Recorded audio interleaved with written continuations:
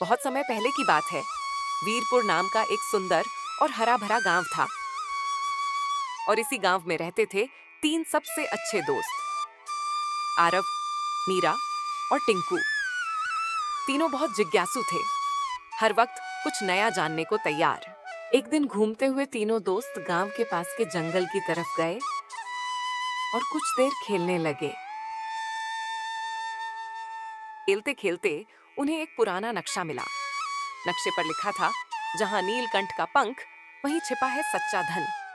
तीनों हैरान थे, ये नीलकंठ कौन और क्या है ये सच्चा धन? आरव बोला, चलो कल सुबह जंगल की खोज शुरू करते हैं। मीरा ने डरते हुए कहा, कहीं कोई खतरा तो नहीं? टिंकू बोला, अगर हम साथ हैं तो डर कैसा? अगले दिन सुबह तीनों निकल पड़े अपने सबसे बड़े साहसिक सफर पर। जंगल घना था और रास्ता कठिन। कभी तेज हवा चलती, कभी झाड़ियों से अजीब आवाजें आती। चलते चलते उन्हें मिला एक साधु जो एक पेड़ के नीचे बैठा था।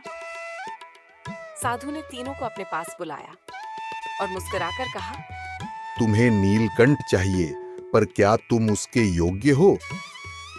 तीनों चौंक गए। आपको कैसे पता? साधु बोला, नीलकंठ कोई पक्षी नहीं है, बल्कि वो एक परीक्षा है। अब तुम तीनों को अलग अलग रास्ते पर जाना होगा। वहां जो होगा वही असली धन होगा। तीनों चौंक गए और बिना झिझक अपने रास्तों पर चल दिए। आरव एक अंधेरी गुफा में पहुंचा। वहां एक विशाल शेर था जो बहुत भूखा था। शेर आरव से बोला, मैं तुमसे जो भी पूछूंगा, अगर तुमने सच बताया तो मैं तुम्हें जाने दूंगा, लेकिन अगर तुमने झूठ बोला तो मैं तुम्हें मारकर खा जाऊंगा। आरव बहुत समझदार था। उसने शेर से कहा, तुम्हें जो भी पूछना है पूछ सकते हो, मैं उसका सही सही उत्तर दूंगा। शेर ने पूछा, अगर तुम्हें अकेले खजाना मिल जाए तो क्या तुम उसको अपने दोस्तों के साथ बांटोगे? आरव बोला, हाँ, बिना सोचे, हम सब साथ हैं और हमें जो भी मिलेगा हम उसे बराबर बांटेंगे। शेर मुस्कुराया और रास्ता खुल गया। आरव गुफा के बाहर आ गया। मीरा जंगल में आगे बढ़ी। उसको एक बड़ा पुल मिला जो झील के ऊपर बना था। पुल बहुत पतला और आगे से रास्ता बंद था और नीचे पानी में कुछ चमक रहा था। तभी अचानक एक आवाज आई, अगर चाहो तो नीचे छलांग लगा दो, शायद खजाना वहीं हो। मीरा ने नीचे देखा और फिर अपनी अंतरात्मा से पूछा, क्या सही है? फिर उसने सोचा, जो दिखता है वो हमेशा सच नहीं होता। मैं बिना ठोस वजह के कूदूंगी नहीं। उसने पुल को पार करना उचित समझा। थोड़ी दूर जाने पर टिंकू को एक बूढ़ी औरत मिली जो आंख से आंधी थी।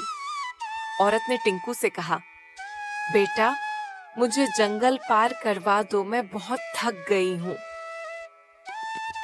टिंकू बोला, पर मुझे भी आगे जाना है। फिर कुछ सोचा, दादी माँ इस वीरान जंगल में अकेली है और उन्हें दिखाई भी नहीं देता। मुझे उनकी सहायता करनी चाहिए।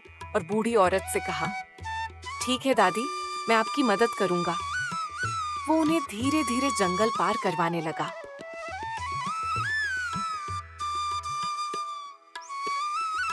आगे जाकर तीनों दोस्त फिर मिल गए। टिंकू ने दोनों मित्रों से कहा, क्या तुम दोनों को भी खजाना नहीं मिला?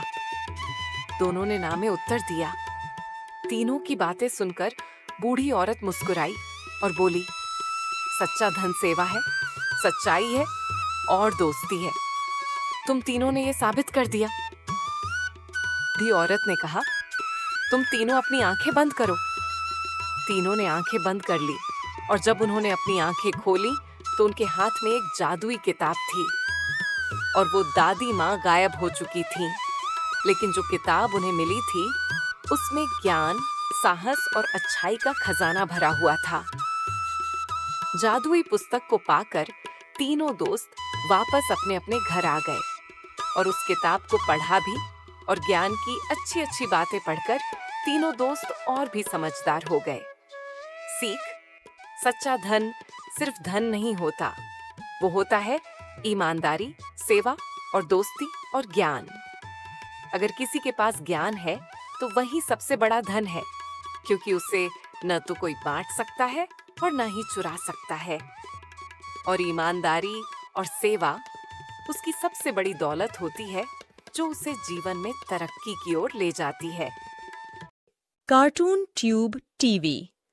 ऐसी ही कार्टून एनिमेशन वीडियो देखने के लिए हमारे चैनल को सब्सक्राइब कीजिए